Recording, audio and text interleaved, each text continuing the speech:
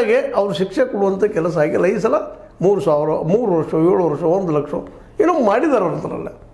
ಇನ್ನೂ ಅದನ್ನು ಡಿಸ್ಕಷನ್ ಮಾಡಿರಿ, ಯಾವ ರೀತಿ ತರಬೇಕು, ಹೇಗಿರಬೇಕು. ಅದು ತಂದರು.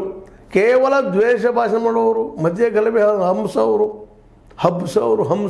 ಕ್ರಿಯೇಟ್ ಮಾಡೋರು ಹಿಡೀಲಿ ಅವರನ್ನು. ಮುತಾಲಿಕರು ಪ್ರಾಮಾಣಿಕ ಕಟ್ಟಲಿ, ಹಿಂದುತ್ವ ನೆಲೆಗಟ್ಟಲ್ಲಿ ದೇಶ ಕಟ್ಟೋದು ಯಾರೂ ಬೇಡಂದಿಲ್ಲ.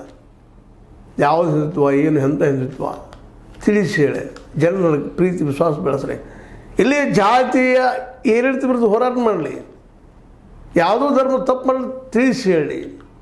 ಅದಕ್ಕೆ ಸರ್ಕಾರದ ಕೈಗೆ ಅಧಿಕಾರ ತೊಗೊಳ್ಳೋದಲ್ಲ. ಹೌದು ನಮ್ಮ ವಿರೋಧಿ ಅಂತೇಳಿ ಏನೋ ಮತ್ತೇನು ಮಾಡೋಂಥದ್ದು. ಈಗ ನೋಡಿದ್ದೀವಿ ನಾವು ಸಾಕಷ್ಟು ಪೊಲೀಸ್ಗಿರಿ ಸಾಕಷ್ಟಾಗಿದೆ ಇವತ್ತು, ನೈತಿಕ ಪೊಲೀಸ್ಗಿರಿ. ಆ ನೆಪದಲ್ಲಿ ತಮಗೆ ಬೇಕಾದವ್ರನ್ನ ಇಟ್ಕೊಳ್ಳೋದು ಬೇಡ, ಅದನ್ನು ಹೊಡೆಯುವಂಥದ್ದಾಗಬಾರ್ದು. ಅದು ಹೇಳಿದ್ರೆ ಇಡೀ ಎನ್ಫೋರ್ಸ್ಮೆಂಟ್ ಡೈರೆಕ್ಟರೇಟ್ ಏನು ಮಾಡೋದು ಇವತ್ತು. ಯಾಕೆ BJPಗಿರಲ್ಲೇ ಅಥವಾ JDSನಲ್ಲ ಇನ್ನುಳಿದ್ರಲ್ಲೇ ಅವ್ರಲ್ಲಿ ಯಾರು ಭ್ರಷ್ಟರಿಲ್ವಾ? ಅವರಲ್ಲಿ ಯಾರೂ ಅವ್ಯವಹಾರ ಮಾಡೋದಿಲ್ವ? ಅವ್ರಲ್ಲಿ ಯಾರೂ ಮನಿ ಲಾಂಡ್ರಿಂಗ್ ಮಾಡೋದಿಲ್ವ? ಎಷ್ಟು ಜನರಿಗೆ ಹಿಡಿದದು, ಎಷ್ಟು ಮಂದಿ ಶಿಕ್ಷೆ ಕೊಡಿಸಿದ BJPಗಿರಲ್ಲೇ? ಈ ಮಾತನ್ನ ಇವತ್ತು ಕೇಳಬೇಕಾಗಿದೆ. ಹಂಗಿದು ಆಗಬಾರ್ದು. ಕರೆಕ್ಟ್ ಇದು. ದ್ವೇಷ ಭಾಷಣ ಅಂದ ತಕ್ಷಣ ಕೇವಲ ಹಿಂದೂಗಳು ಹಿಡ್ಕೊಳ್ಳೋದು, ನಮ್ಮ ಮುತಾಲಿಕ್ ಮಾತಾಡ್ತಿರ್ತಾರೆ ಪಾಪ ಮೇಲಿಂದಲ್ಲ, ಅವ್ರು ಹಿಡಿಯುವಂಥದ್ದು ಆಗಬಾರ್ದು. ಪ್ರಾಮಾಣಿಕವಾಗಿ ಕೆಲವು ಮಾತಾಡ್ತಿರ್ತಾರೆ, ಅದನ್ನು ಒಪ್ಪಬೇಕಾಗ್ತದೆ.